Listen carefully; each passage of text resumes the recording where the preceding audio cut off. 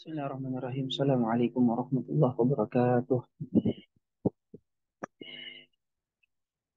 إن الحمد لله نحمده ونستعينه ونستغفره ونعوذ بالله من شرور أنفسنا ومن سيئات أعمالنا من يهده الله فلا مضل له ومن يضلل فلا هادي له أشهد أن لا إله إلا الله وحده لا شريك له وأشهد أن محمدا عبده ورسوله الذي لا نبي ولا رسول بعده ما بعد أسأل الله سبحانه وتعالى أن يمن علينا بعلم نافع وعمل صالح وأن يفقهنا في الدين وأن يفتح لنا فتوح العارفين وأن يرزقنا الله الإخلاص في الأقوال والأعمال اللهم آمين.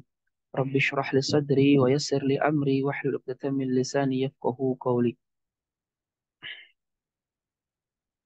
Alhamdulillahi Rabbil Alamin, segala puji hanya bagi Allah Subhanahu wa Ta'ala yang mana pada kesempatan siang hari ini masih memberikan kita nikmat iman, Islam, nikmat sehat, nikmat waktu luang, sehingga pada kesempatan siang ini kita masih bisa kembali belajar, kembali thalabul ilmi, ilmu usul fikih karya dari kitab Lubul Usul karya Syekhul Islam Zakaria Al-Ansari rahimahullahu taala.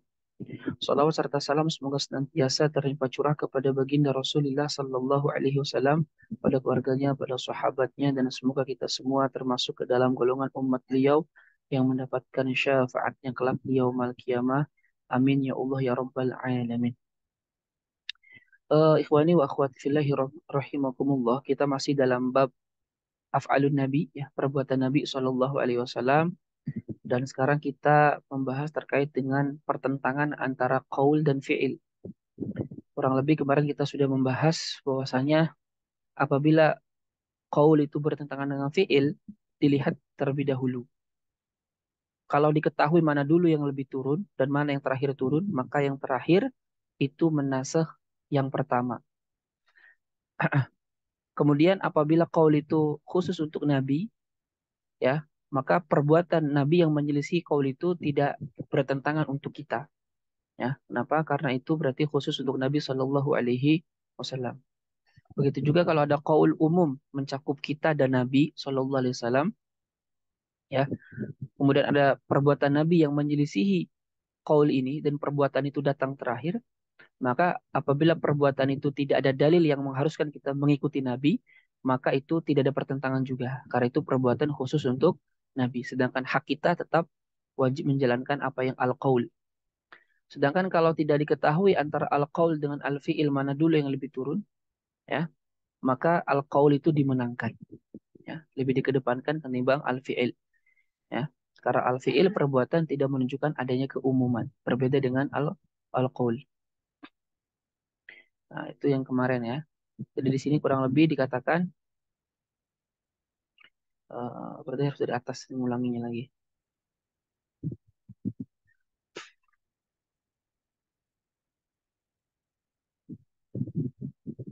Jadi di sebelumnya itu dikatakan wa idza ta'arada al-fi'lu wal qaul. Ya, apabila fi'il itu bertentangan, bertabrakan dengan al-qaul, ya, ta'arud itu jadi intinya bertemunya dua hal yang itu tidak bisa dipertemukan. Ya, jadi itu namanya ta'arud. Jadi adanya pertentangan antara perbuatan dan perkataan yang tidak mungkin dikompromikan, ya.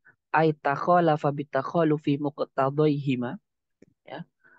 Yang mana keduanya saling bertentangan dengan penunjukan makna masing-masing yang tidak mungkin bisa dikompromikan. Wadalla dalilun ala takarruri muqtadah, dan dalil menunjukkan akan diulang-ulanginya penunjukan makna tersebut, tidak menunjukkan sekali, ya, ay al-qaul, perkataan itu. Karena kalau ada dalil perkataan dan dalil itu menunjukkan hanya wajib diulang sekali, hanya wajib dilakukan sekali, maka ketika ada perbuatan yang menyelisihinya, maka itu tidak ada pertentangan. Kenapa tidak ada pertentangan? Karena al-qaulnya hanya dilaksanakan wajib sekali, sedangkan setelah itu ya tidak ada. Maka ketika ada perbuatan yang menyelisihinya, itu tidak dianggap ada ta'arud, ya. Nah, tapi kasusnya ini ada dalilnya menunjukkan, dalil qaul itu menunjukkan wajibnya mengulang-ulang. Setiap ada sifat itu maka harus dilaksanakan. Ketika ada sifat itu harus dilaksanakan. Fa ini, nah, maka dilihat. Jadi kalau ada qaul dan fiil bertentangan dan dalil qaul tadi menunjukkan wajibnya adanya pengulangan, ya kan? Adanya pengulangan. Seperti dalam ayat contohnya Allah berfirman, "Aula mastumun nisa." Dan berwudulah apabila kalian menyentuh perempuan. Nah, ini kan dalil qaulnya bersifat takarur, mengulang-ulang. Yaitu kapanpun ada sifat kalian menyentuh perempuan, kulit perempuan, maka batal wudunya. Jadi tidak hanya sekali, tapi berlanjut. Ketika ada sifat itu maka ada. Nah, kemudian dalam satu sisi yang lain, Nabi SAW ketika sholat, ya, pernah dipegang oleh ibunda Aisyah radhiyallahu anha, dan Nabi SAW itu tidak membatalkan sholat tetapi melanjutkan. Nah, ini perbuatan Nabi menyelesaikan qaul, ya. Nah, bagaimana ini Eh, solusi atas masalah ini? Nah, dilihat dulu. Fa in ikhtassa al-qaulu bihi sallallahu alaihi wasallam. Jika dalil qaul itu khusus hanya untuk Nabi, ditujukan kepada Nabi, ya, tidak ditujukan kepada umat. Ka'an qala, seperti Nabi berkata, yajibu alayya saumu asyura fi kulli sanah. Diwajibkan bagiku puasa Asyura di setiap tahun. Nah, berarti ini kewajiban yang ditujukan secara khusus hanya untuk Nabi, tidak mencakup umatnya. Dengan dalil alayya. Wa aftara fi sanatin ba'dal qaul. Sedangkan di tahun berikut setelah Nabi berkata itu, ternyata Nabi tidak berpuasa di bulan Asyura. Ini bertentangan dengan qaul sebelumnya. Au qablahu, atau sebelumnya. Nah, qablal qaul, sebelum perkataan. Fal mutaakhiru minal fi'li. Ya, maka yang datang terakhir dari perbuatan, ya kan? Karena qaul dulu baru perbuatan. Atau fal mutaakhir minal fi'li wal qaul, maka yang datang terakhir baik itu perbuatan atau perkataan, bi'an ulim, dengan karena kita mengetahui mana dulu yang lebih turun, nasikhun lil mutaqaddimi minhuma fi haqqihi, maka yang datang terakhir itu menghapus hukum yang pertama di dalam haknya Nabi Shallallahu Alaihi Wasallam. Tidak ada kaitannya dengan kita umatnya, ya. Nah, contoh kayak tadi, Nabi berkata, saya wajib atas saya puasa Asyura setiap tahun. Lalu di tahun berikutnya, Nabi justru tidak berpuasa di bulan Asyura. Maka perbuatan terakhir itu menghapus qaul Nabi yang pertama tadi. Karena fi'il tadi datang terakhir. Nah, itu, tetapi itu di haknya Nabi. Karena itu kewajiban untuk Nabi Shallallahu Alaihi Wasallam. Oke. Fa in juhila al mutaakhiru minhuma, jika tidak diketahui mana dulu yang lebih datang, dan tidak diketahui mana yang paling terakhir dari keduanya, fal waqfu an tarjihi ahadihima 'ala al-akhar bihaqqihi ila tabayyuni tarikh. Maka fal waqfu, maka diberhentikan, maksudnya di tawakuf, diam dari menguatkan salah satunya, ya, di dalam haknya Nabi sampai jelas mana dulu yang lebih turun atau mana yang paling terakhir tuh turun, fil asah, menurut pendapat yang sahih. Nah, wala ta'arudu fi haqqina haitsu dalla dalilun ala ta'assi nabi fil fi'li li adami tanawul qaulana. Dan tidak ada pertentangan untuk kita di dalam hak kita, yang mana dalil itu apabila ada dalil yang menunjukkan wajibnya kita mengikuti perbuatan Nabi tadi. Contohnya tadi Nabi tidak berpuasa pada bulan Asyura, dan ada dalil yang menunjukkan kita wajib mengikuti Nabi bahwasanya tidak berpuasa pada bulan Asyura. Ini pun tidak ada pertentangan. Kenapa? Karena qaul yang sebelum mewajibkan Asyura itu adalah khusus mencakup hanya Nabi SAW, tidak mencakup kita umatnya. Sehingga bagi kita umatnya tidak ada pertentangan. Kenapa? Karena qaul tadi khusus hanya untuk Nabi, sedangkan kita hanya diwajibkan mengikuti perbuatan Nabi Shallallahu Alaihi Wasallam tersebut. Wa ini ikhtassa al qaulu bina, jika perkataan itu khusus bina untuk kita, jadi Nabi atau Allah berfirman dengan sesuatu yang khusus hanya ditujukan untuk umat Nabi, sedangkan Nabi sendiri tidak kena. Contoh dikatakan yajibu alaikum, ya, sauma asyura fi kulli sana. Diwajibkan atas kalian puasa Asyura di setiap tahun. Alaikum kum berarti tidak mencakup Nabi Shallallahu Alaihi Wasallam. Ya. Wa aftara fi sanatin ba'dal qaul awil qablah. Sedangkan di tahun berikut atau sebelumnya, Nabi sendiri malah tidak berpuasa pada bulan Asyura. Ya. Fala ta'arudu fi. Dalam kasus yang kedua ini pun tidak ada ta'arud, yaitu di dalam haknya Nabi Shallallahu Alaihi Wasallam antara perbuatan dan perkataan. Kenapa? Karena perkataan tadi khusus hanya untuk umatnya, Nabi tidak terkena kewajiban. Sehingga ketika Nabi di tahun atau sebelumnya berbuka puasa di bulan Asyura, ya tidak ada pertentangan. Toh karena Nabi memang tidak wajib berpuasa Asyura, li'adami tanawulihi lahu. Karena Nabi tidak terkena khitab seruan tersebut. Nah, wafina, sedangkan di dalam hak kita itu kan hak Nabi tidak ada ta'arud.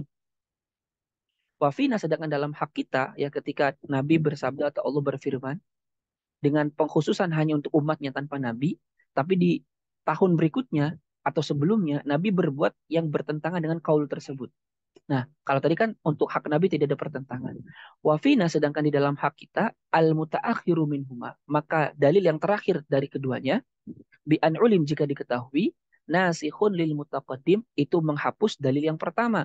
Indalla dalilun ala ta'assi nabihi fil fi'li. Jika ada dalil yang menunjukkan wajibnya kita mengikuti perbuatan Nabi Shallallahu Alaihi Wasallam tersebut.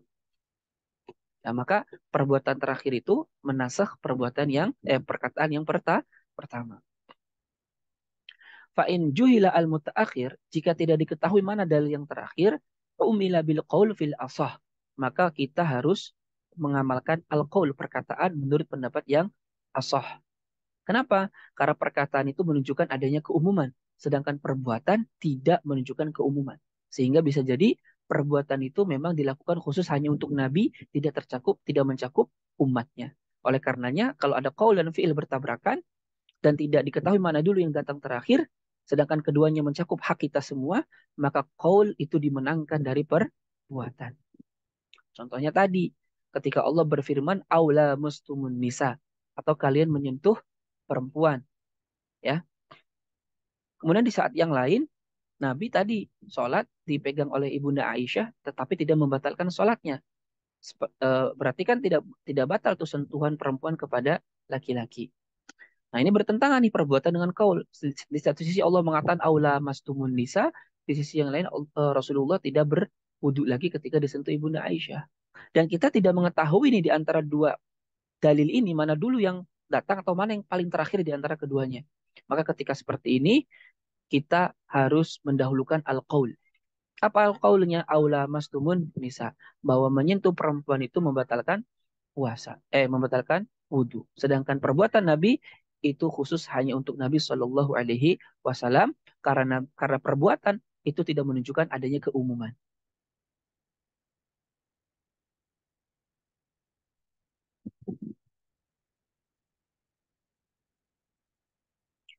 Nah, sedangkan kalau dalam perbuatan Nabi itu ada dalil yang menunjukkan kita tidak boleh mengikuti Nabi ya, maka ketika itu tidak ada ta'arud. Berarti kita tetap mengamalkan qaul tadi. Ya. Berikutnya, wa in ammana wa ammahu. Jika qaul itu general mencakup kita dan mencakup Nabi Shallallahu Alaihi Wasallam. Jadi wa in ammana wa ammahu al qaul. Jika perkataan itu mencakup kita dan Nabi Shallallahu Alaihi Wasallam, seperti Nabi berkata, yajibu alayya wa alaikum, ya, saumu Asyura fi kulli sanah. Diwajibkan atasku dan kalian puasa Asyura di setiap tahun. Ini kan mencakup kita dan Nabi.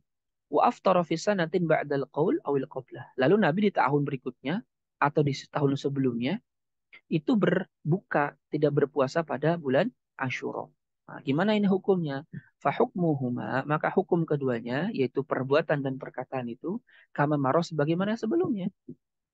Kalau diketahui mana yang dalil terakhir, itu menasah dalil yang pertama. Ya, kalau kemudian eh, terakhir itu adalah perbuatan dan perbuatan itu ada dalil yang kita harus mengikuti Nabi, ya maka perbuatan ini menasah kaul. Kalau ada dalil yang tidak menunjukkan kita harus mengikuti Nabi, ya maka tidak ada pertentangan. Berarti itu pertentangannya dengan Nabi. Bagi kita umatnya tidak ada pertentangan. Ya, dan seterusnya. Ila an yakunal qawlu al-amu zahiran fih. Kecuali apabila perkataan itu bersifat umum, zahiran fih. Zahir di sisi Nabi SAW. La nason tidak bersifat nas. Artinya ada kemungkinan Nabi itu terkena ucapan itu, ada kemungkinan juga tidak. Beda dengan nason. Kalau nason itu secara langsung memang mencakup Nabi kayak tadi. Alayya itu kan nas, tidak ada makna lain. Alayya bagiku. Kalau zahiran kan lafaz yang memiliki makna zahir dan marjuh, roji dan marjuh. Artinya ada kemungkinan mencakup Nabi, ada kemungkinan tidak. Contoh dikatakan yajibu ala kulli mukallafin saumu asyura kulla sanah. Diwajibkan atas setiap mukallaf puasa Asyura setiap tahun. Nah, mukallaf itu kan bisa mencakup Nabi, bisa juga enggak, ya. Bisa juga enggak, itu zahirat, tidak nas secara langsung menyebut Nabi.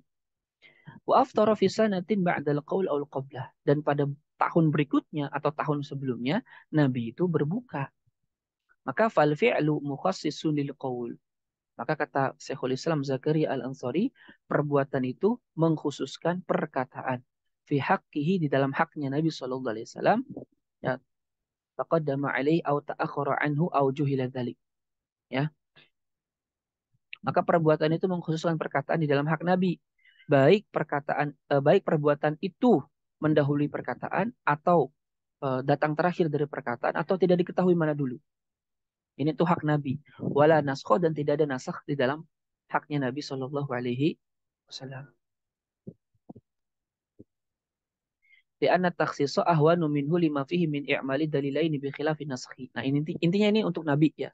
Jadi kalau ada qaul yang secara zohir bisa mencakup Nabi, tapi ada kemungkinan tidak.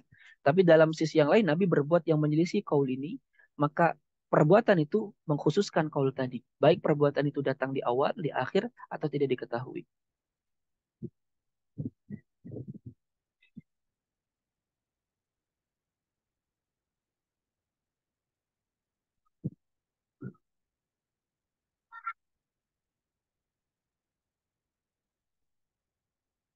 Nah, amma ta'arudul qaulain, adapun pertentangan antara dua qaul, fasayati fi ta'adul wa tarjih. Maka nanti di bab ke keenam kayaknya, di dalam bab ta'adul dan tarjih, ya. Ya, qaul itu kayak dalil dengan dalil qaul bertentangan, itu banyak. Wa ammal fi'lan, adapun perbuatan bertentangan dengan perbuatan, fala yata'aradani, maka tidak mungkin ada pertentangan antara satu perbuatan dengan perbuatan yang lain. Kama jazama bihi Ibnul Hajib wa ghairuhu li jawazi an yakuna al-fi'lu fi waqtin wajiban wa fi akhar bi khilafihi li anna al-afala umumalaha.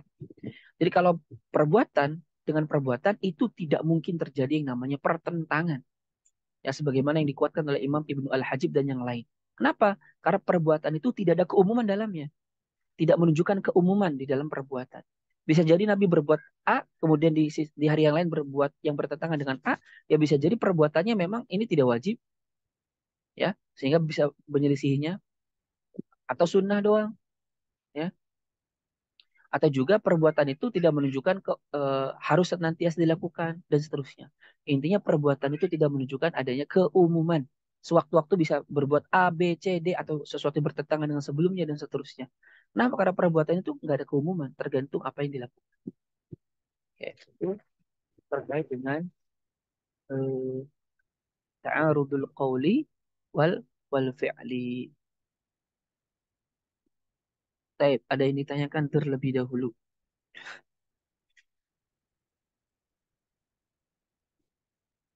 Paham ini semuanya?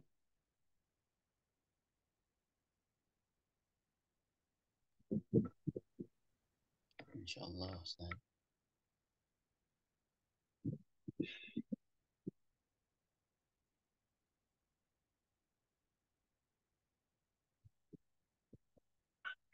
Eh, cukup?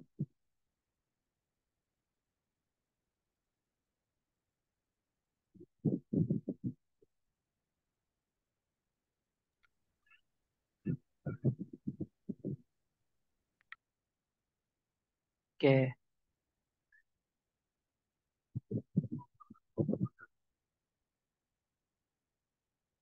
Eh,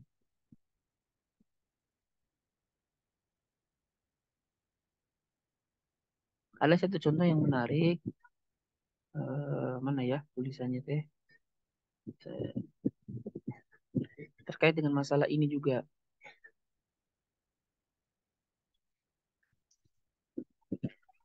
Mm, mm, mm, mm, mm.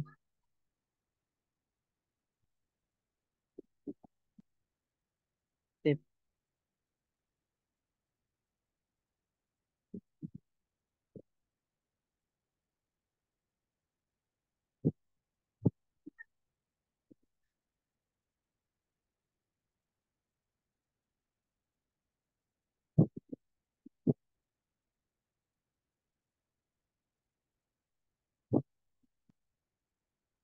Ya, enggak saya temukan. Ada sih di Facebook sebetulnya tulisannya. tentang masalah eh, musofahah.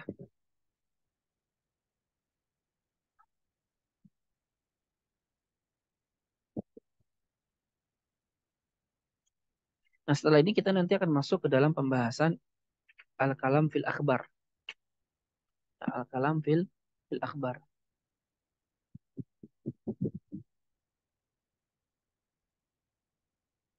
tentang insya, tentang khabar dan seterusnya.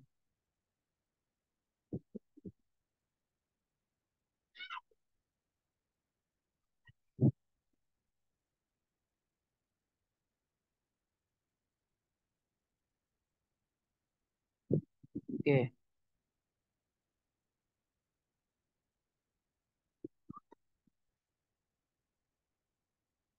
oke. Kelihatan ya. Nah, ini dalil yang ini tulisan panjang banget sebenarnya dan diskusi di Facebooknya juga rame 2018. Nah, ini juga sama pengamalan terhadap kaidah yang tadi kita pelajari. Eh intinya ini nih.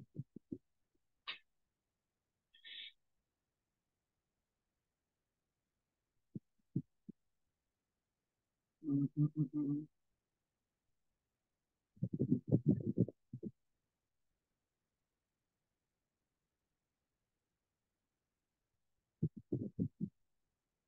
Lebih tepatnya kepada ini sih, ini dilalah isyarah.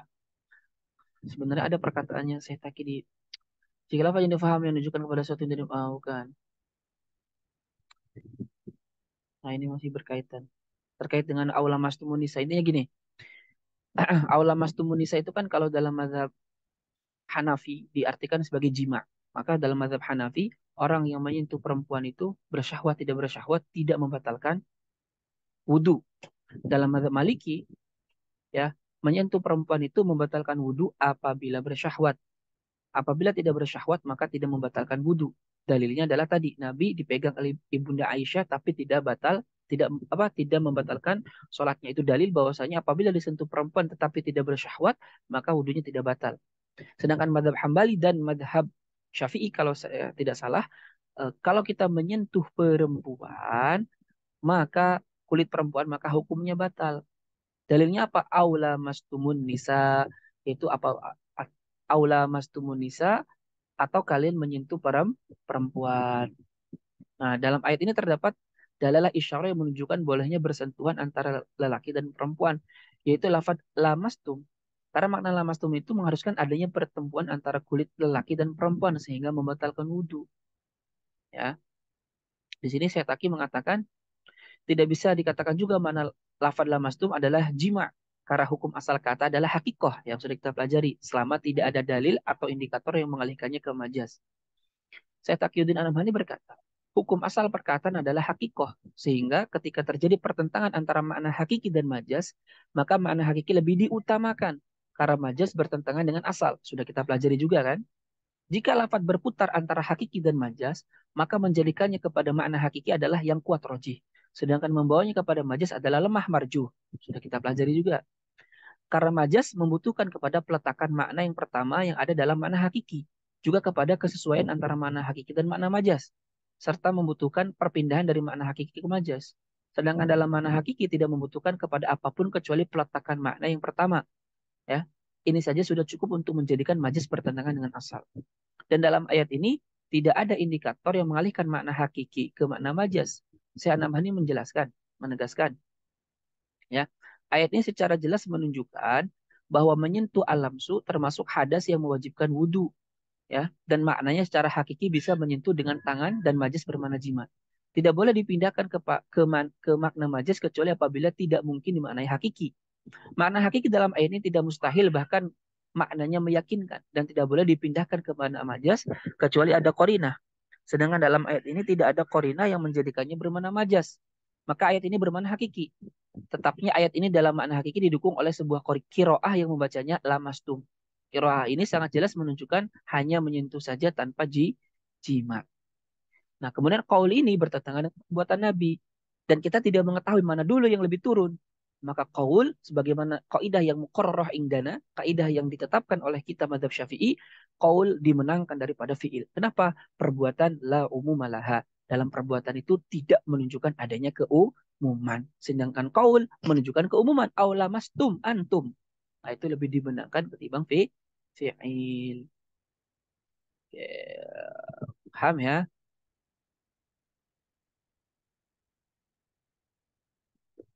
Baik.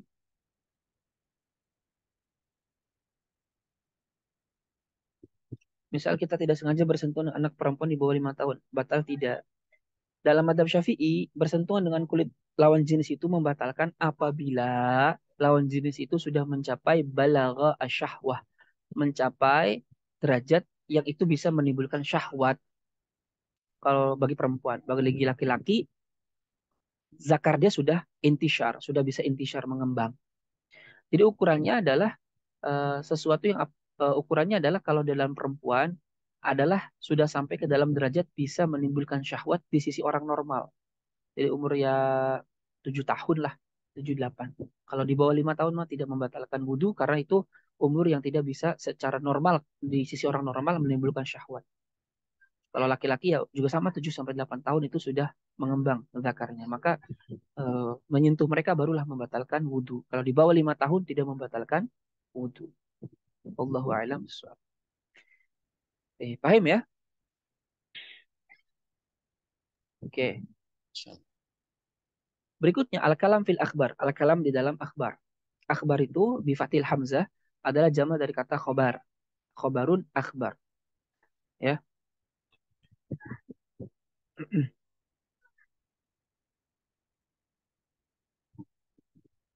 Nah, al-murakkab, murakkab apa sih? Murakkab itu matarokkaba min kalimatain fa aktsar. Murakkab itu kata yang tersusun dari dua atau lebih, ya. Sesuatu yang tersusun dari dua atau lebih itu namanya murakkab. Ya, karena murakkab itu secara bahasa adalah meletakkan sesuatu di atas sesuatu yang lain secara bahasa. Sedangkan secara istilah ilmu nahwu matarokkaba min kalimatain fa aktsar adalah sesuatu yang tersusun dari dua kata atau lebih. Nah, murakkab itu ada dua. Imma al-murakkabu min lafzi, murakkab dari lafaz, ya. Imma muhmalun, ada yang muhmal. Muhmal itu apa sih? Bi anna yakuna lahu ma'nan, yaitu murakkabnya tidak menunjukkan kepada makna apapun. Walaisa maudu'an ittifaqan, dan tidaklah orang Arab itu membuat suatu murakkab itu. Paham nggak? Jadi murakkab itu ada yang bersifat muhmal. Muhmal itu apa artinya? Artinya dia tidak menunjukkan kepada makna apapun. Dan laisa maudu'an. Maudu'an itu orang Arab memang secara asal tidak membuat lafaz itu. Nah, ini menurut pendapat As-Soh Imam Syekhul Islam Zakaria Al-Ansari itu ada wahwa maujudun fil asah, dan lafaz murakkab muhmal itu ada hukumnya fil asah menurut pendapat yang sahih. Berarti ada khilaf di kalangan ulama. Kama dulu lafzil hadzayat, seperti lafaz yang diungkapkan oleh orang yang mabuk, oleh orang yang berhalusinasi. Orang yang berhalusinasi itu kan mengungkapkan lafaz yang murakkab. Ana jaiun, kan saya lapar, ana aitisyun, saya haus. Tapi dia ucapkan ketika dalam keadaan berhalusinasi atau mabuk. Nah, maka murakkab itu muhmal, tidak menunjukkan kepada sesuatu apapun. Kenapa? Karena dia penunjukannya diungkapkan oleh orang yang mabuk. Sehingga dia mengungkapkan itu tidak menunjukkan kepada sesuatu apapun. Ya, ya, mimma la yuqsadu bihi ad-dalalatu ala syai'. Termasuk sesuatu yang tidak dimaksudkan untuk menunjukkan apapun. Karena dia mabok, tidak sadar. Jadi dia murakkab tetapi tidak menunjukkan makna apapun. Kenapa? Karena dia mengungkapkannya dalam keadaan mabok sehingga tidak ada penunjukan makna apapun yang dikehendaki daripada murakkab tersebut. Nah, itu namanya muhmal. Dan orang Arab ghairu wad'i, maksudnya tidak meletakkan lafaz-lafaz ini, murakkab ini untuk menunjukkan hal ini. Enggak ada. Kenapa? Karena orang yang mengungkapkannya juga tidak sadar. Sehingga orang Arab tidak meletakkan ya lafaz-lafaz itu untuk hal itu. Nah, makanya dikatakan walaisa maudu'an ittifaqan, berdasarkan kesepakatan. Nah, berbeda dengannya adalah Imam Ar-Razi. Dia berkata, ya, murakkab itu haruslah sesuatu yang memberikan faidah. Maka ketika tidak memberikan faidah, ya maka tidak bisa disebut dengan murakkab. Nah, maka eh, apa poin perbedaannya itu berkembali kepada sesuatu yang apabila disebutkan itu disebut murakab atau bukan. Kalau orang mengatakan sesuatu dengan mabok atau tidak sadar, apakah bisa disebut murakab atau tidak? Ya, kalau mengatakan itu bukan murakab ya sudah berarti dia bukan murakab, nggak ada berarti. Tapi kalau kita mengatakan itu murakab berarti ada, tetapi tidak menunjukkan makna apapun yang kita muhmal. Dan orang Arab tidak meletakkan makna untuk hal itu. Au musta'malun, atau murakab yang kedua disebut dengan musta'mal. Apa itu musta'mal? Bi an yakuna lahu makna, yaitu murakab yang memang memiliki makna. Musta'mal. Wal mukhtar, dan pendapat yang terpilih, artinya ada khilaf, perbedaan di kalangan ulama, annahu, bahwasanya murakab yang musta'mal maudhu'un, itu maudhu, diletakkan ay binau, dengan jenis diletakkan. Maksudnya diletakkan itu apa? Orang Arab memang meletakkan, ya, makna untuk murakab. Paham nggak maksud saya? Kan kalau kita mengatakan Zaidun, Zaidun itu apa? Atau ginilah, kitabun, kitabun. Orang Arab itu memang sedari awal meletakkan makna kitabun kepada lafaz ini, makna buku kepada lafaz kitabun. Jadi sedari awal orang Arab memang membuat lafaz kitabun untuk menunjukkan buku. Itu namanya wada, ya. E, Farosun, kuda. Itu memang orang Arab secara awal meletakkan makna kuda kepada lafaz farosun. Nah, kalau lafaz itu dalam mufrad, semua ulama sepakat, ya. Orang Arab itu memang meletakkan makna kepada lafaz mufrad. Tapi kalau murakkab, ya, contohnya qoma zaidun, Zaid berdiri, qoma zaidun. Apakah sedari awal orang Arab memang sudah meletakkan makna kepada dua kata ini ketika bersanding, qoma zaidun, sehingga maknanya Zaid berdiri? Apakah tidak? Kalau qoma sendiri orang Arab sepakat itu adalah wada, bahwa orang Arab sedari awal memang meletakkan makna berdiri kepada qoma, sebagaimana Zaidun, sedari awal orang Arab sudah meletakkan makna Zaid kepada lafaz Zaid. Tapi ketika digabung qoma Zaidun, apakah sedari awal orang Arab itu sudah meletakkan makna qoma Zaidun untuk makna Zaid berdiri atau tidak? Nah, itu khilafnya. Nah, pendapat yang terpilih yang kemudian diikuti oleh Syekhul Islam Zakaria Al-Ansari, ya, itu adalah maudhu. Memang sedari awal orang Arab meletakkan, ya, makna kepada murakkab ini. Walaupun secara global, tidak secara rinci. Contohnya binau, makanya di sini dikatakan maudhu'un binau. Diletakkan dengan jenisnya. Contohnya orang Arab itu sudah meletakkan makna adanya yang namanya jumlah fi'liyah. Kemudian koma zaidun itu bagian dari jumlah fi'liyah. Sebagaimana orang Arab itu sudah meletakkan bentuk tertentu untuk jumlah ismiyah. Nah, Muhammadun qaibun bagian daripada jumlah ismiyah. Maka itu semua sudah maudhu. Dari awal memang sudah diletakkan oleh orang Arab walaupun secara global. Ya, wakil pendapat kedua lah, tidak maudhu, wal maudhu mufradatuhu. Sedangkan yang diletakkan maknanya dari awal oleh orang Arab adalah mufradatuhu, adalah lafaz mufradnya. Sedangkan murakab tidak. Oke, paham tuh bab itu?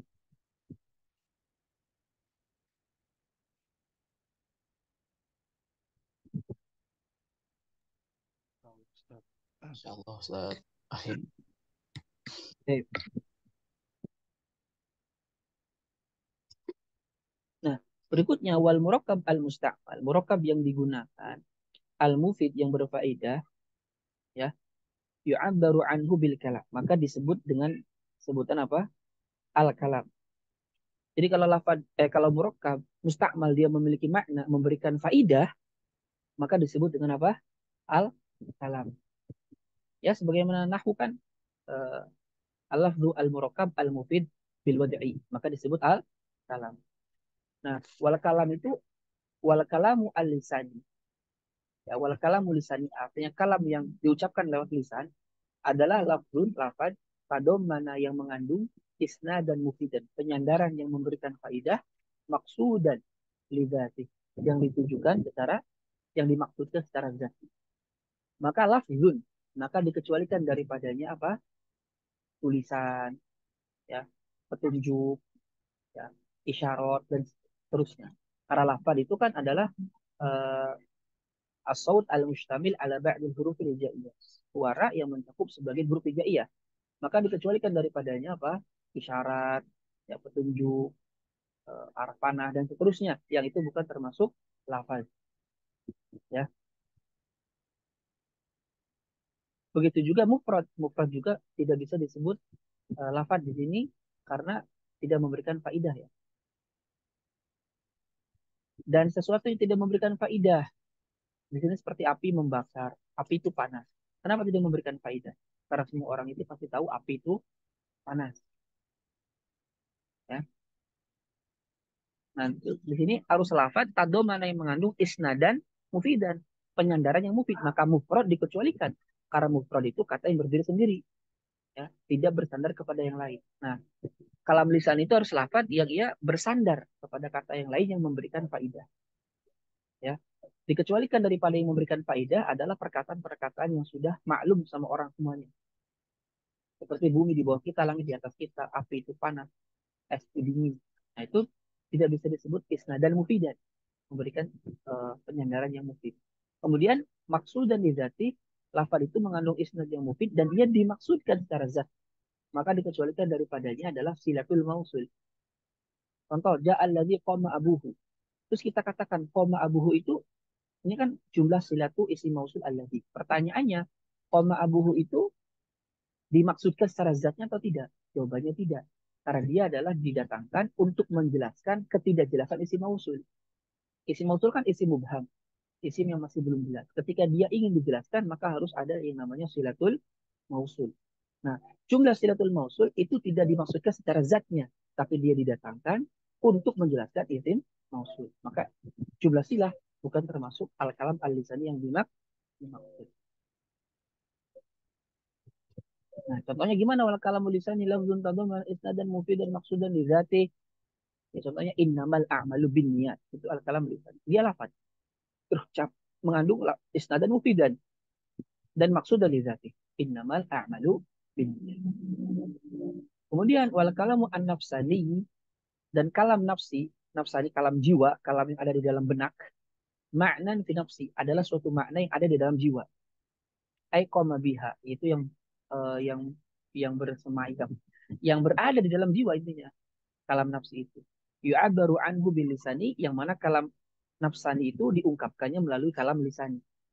Jadi kalam nafsani itu kalam jiwa. Maksudnya kalau kita kayak ngomong ngomong dalam hati tuh, nah, itu namanya kalam an-nafsani. Nah, ketika kita ingin mengungkapkan apa yang ada di dalam jiwa kita, benak kita, hati kita, maka itu melalui namanya lisan. Jadi dia kalam an-nafsani diungkapkan melalui kalam lisani. Nah, wal asal dan pendapat yang saya indah menurut kita yaitu Asy'ariyah, annahu bahwasanya ai al kalam itu mustarakun baina lisani wa nafsani. Bahwa kalam itu memang maknanya mustarak antara dia itu adalah nafsani, kalam yang ada dalam benak, atau lisani, kalam yang ada dalam lisan. Li'anal asla fil itlaq al haqiqah. Karena hukum asal dalam penyebutan itu haqiqah. Dan kalam secara haqiqah bermakna nafsani juga bisa bermakna lisani. Ya. Bahkan Imam Fakhruddin Ar-Razi mengatakan wa alaihil muhaqqiquna minna. Dan pendapat itulah yang dipilih oleh para muhakkik kita. Nah, ini berbeda dengan Mu'tazilah. Kalau Mu'tazilah mengatakan yang hakikoh itu kalam lisani. Karena itu yang langsung dipahami oleh benak tanpa tanpa ada yang di dalam kalam nafsani sebagaimana yang ditetapkan oleh Asy'ariyah. Nah, Asy'ariyah itu diantaranya berdalil dengan syair ini, innal kalama la fil fuadi wa inna maju'ilil lisanu 'alal fuadi dalila. Sesungguhnya perkataan itu adalah apa yang ada di dalam hati, dan lisan itu dijadikan semata-mata hanya untuk menjadi bukti apa yang ada di dalam hati. Artinya apa? Kalam yang sebenarnya itu adanya di dalam hati. Sedangkan apa yang diungkapkan dengan lisan itu adalah apa yang mewakili di dalam hati. Tapi yang sebenarnya ada, kalam itu di mana? Di nafsani. Ya,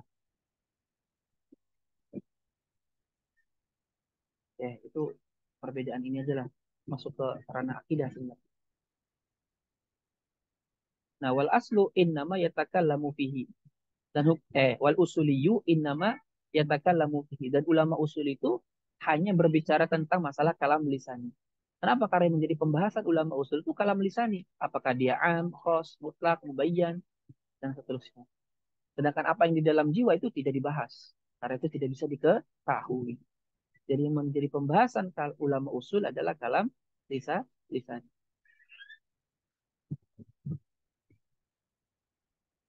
Nah, paham sampai situ?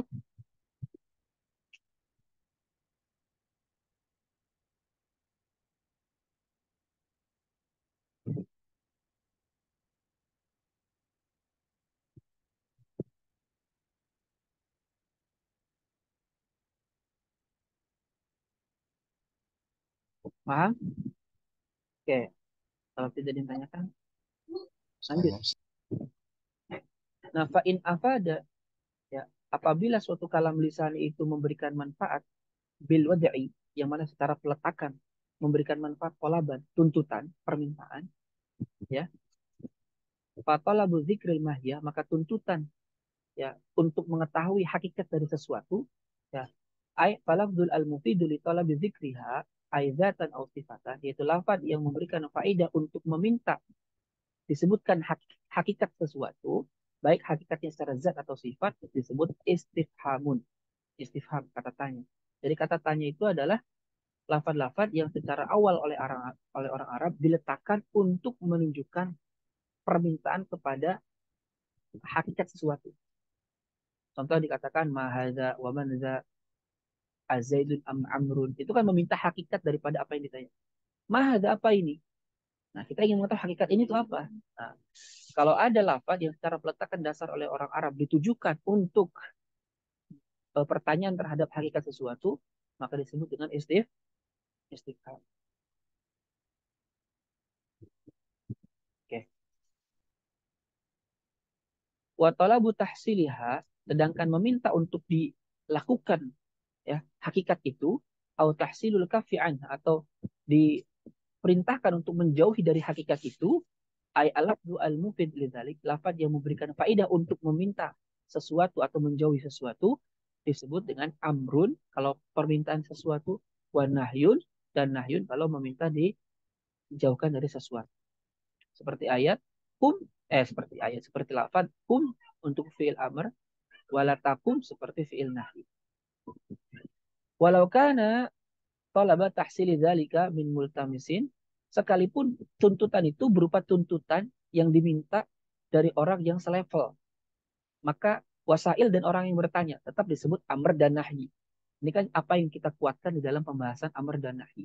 Bahwasanya amr itu pokoknya adalah eh, apa lafaz yang menunjukkan kepada adanya perintah untuk melakukan sesuatu. Ya, baik yang memerintahkannya dari atas ataupun dari bawah ataupun sesama, itu semuanya disebut amrun. Kebalikannya nahyun. Ya, tanpa memandang siapa yang memerintahkan. Ya.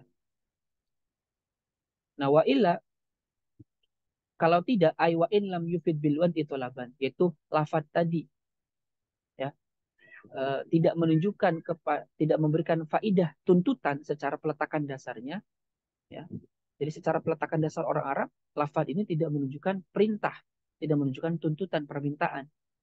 Fama la yahtamilu minhu, maka lafaz yang tidak mengandung darinya lafaz tersebut sidqan wa kadziban, tidak mengandung benar, jujur, wa kadziban, dan dusta, fi madlulihi, dalam penunjukan makna lafaznya, maka disebut tanbihun wa insya'un, ya, disebut tanbih atau insya.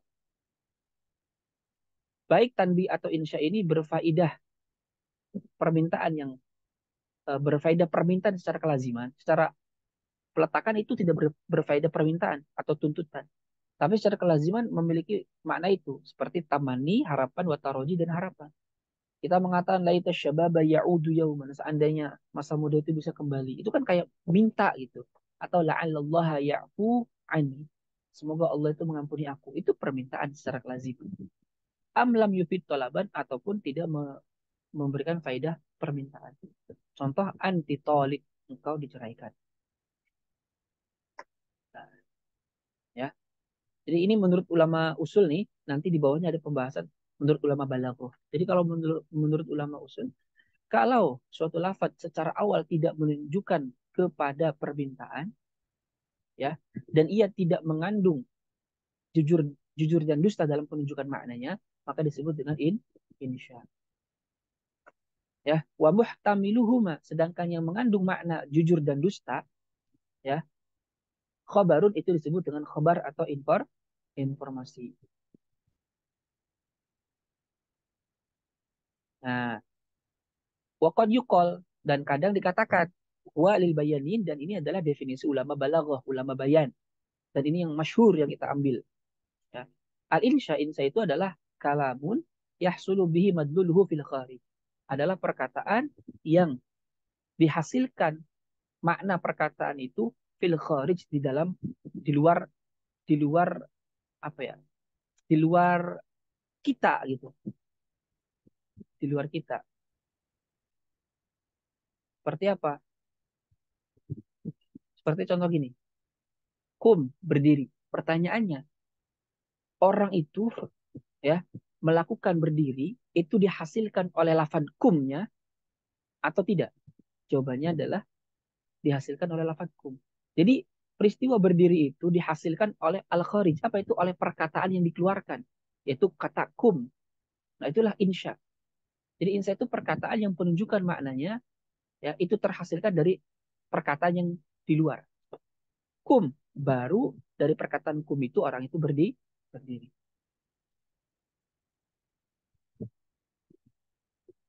Paham nih? Nah, fal insya bihadzal makna, maka insya dengan makna ini lebih umum daripada makna yang pertama tadi. Karena kalau insya dengan makna ini mencakup pola, ya, dengan pembagian sebelumnya amar nahi istifham, ya, berbeda dengan definisi insya yang pertama itu tidak mencakup karena dia kan tidak menunjukkan permintaan. Nah, wal khabar khilafu, sedangkan informasi kebalikan dari insya. Contoh, khabar itu informasi. Kita menceritakan suatu peristiwa. Kita katakan Zaid itu duduk. Pertanyaannya, peristiwa Zaid duduk itu dihasilkan oleh perkataan kita Zaidun jalisun, atau itu kita sedang menceritakan peristiwa daripada suatu fakta tertentu. Jawabannya adalah peristiwa itu terhasilkan dari fakta tertentu yang terjadi. Paham? Bukan dari ucapan itu. Beda dengan insya. Kalau insya kan kum, peristiwa itu baru terjadi dengan ucapan kum itu. Makanya fil kharij, ya, terlaksana di luar eksternal, ya. Sedangkan kalau khobar tidak, dia hanya menceritakan peristiwa yang terjadi. Itu khobar. Makanya khobar itu dia mengandung jujur dan dusta. Kenapa? Karena setiap peristiwa itu ada kemungkinan benar, ada kemungkinan salah. Benar itu apabila sesuai dengan fakta, salah apabila tidak sesuai dengan fakta. Nah, kalau insya, kita tidak bisa menyifatinya dia itu jujur atau dusta. Kenapa? Karena dia tidak sedang menceritakan suatu peristiwa. Ya, insya itu tidak menceritakan suatu peristiwa, tapi dia mengungkapkan suatu ungkapan yang harus dilaksanakan atau dijalankan atau diketahui oleh si lawan bicara. Makanya insya itu mengarang. Artinya kita menyusun suatu kalimat untuk orang lain agar orang lain itu menjalankan, menjauhi atau sejenisnya dari apa yang kita ucapkan. Nah, jadi kalau insya Allah tidak mengandung informasi, kum berdirilah, itu tidak mengandung informasi. Kita memerintah orang lain untuk menjalankan apa yang kita ucapkan. Tapi kalau khobar, itu dia memuat benar dan salah karena memang khobar itu informasi. Dia lafaz yang digunakan untuk menceritakan suatu peristiwa tertentu. Dan jujur apabila sesuai fakta dan dusta apabila tidak sesuai dengan fakta. Wala makhrajalahu, ya, maka tidak ada jalan keluar lain bagi khobar anisidki wal kadhib, kecuali dari jujur dan dusta. Li'annahu imma mutabiqul lil kharid, karena khobar itu cuman kemungkinannya satu, sesuai dengan fakta di luar, maka itu fasidku jujur, wa aula, atau tidak sesuai dengan fakta di luar, fal kadhib, maka disebut dengan dusta. Fala wasitota bainahuma fil asah, dan tidak ada wasitoh perantara antara jujur dan dusta, antara sesuai fakta atau tidak, menurut pendapat yang sahih.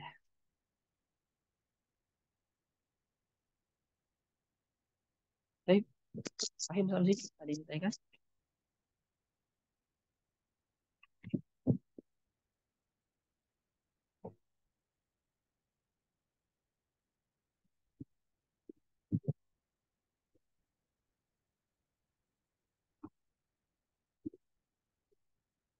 Cukup?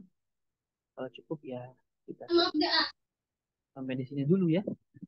Insya Allah paham. Baik.